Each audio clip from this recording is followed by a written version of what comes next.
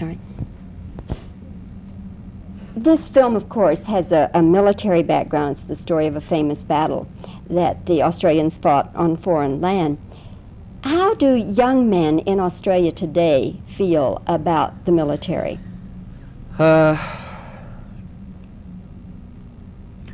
There's a whole new awareness, I think, especially since Vietnam.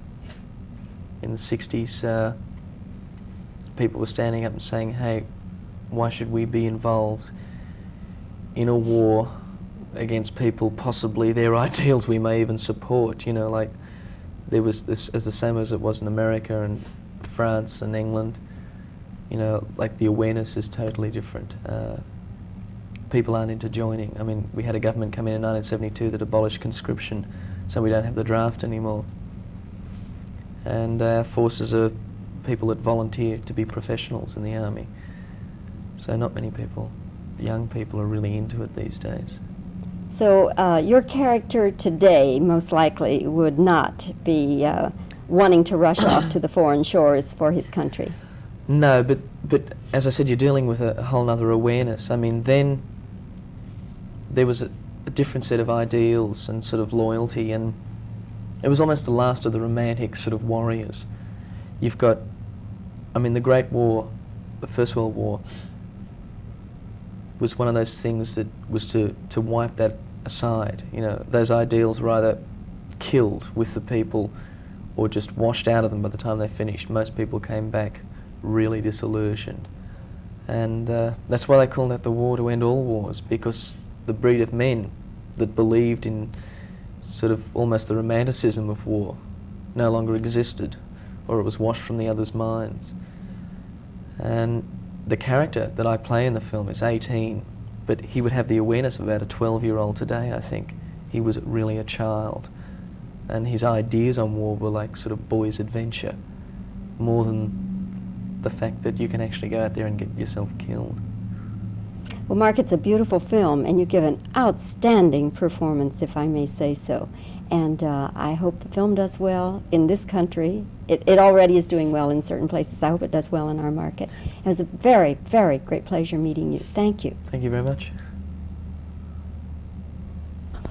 All right. Okay, now are you do two shot? I'm doing a close-up right now. All right, okay. So you don't need to answer. Okay. Mark, how much did you know about the, excuse me. Mark, how much did you know about the Battle of Gallipoli before you got into this movie? Sort of learn about script, that sort of thing. That's fine, that's fine, okay. What was it like being on location in Egypt at the pyramids? When you think about the most pleasant memory of, frog in my throat. What is your most pleasant memory of Gallipoli? And the most unpleasant or most difficult moment?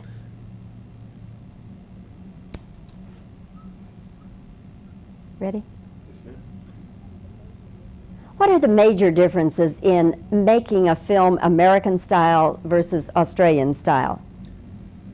I think one of the major ones is when you're sort of working on with the budget, your own particular budgets, which are a lot smaller in Australia. What was the budget on this picture? 2.8 million. That's a very small budget by our let me start again. That's a very small budget compared with American films. Yeah, it was another big one by sort of our standards. Okay. Let's see.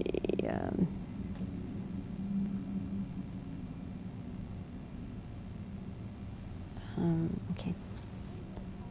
Were you already a runner, or was that something you had to learn? Something that basically had to learn. Basically, your acting experience has been in the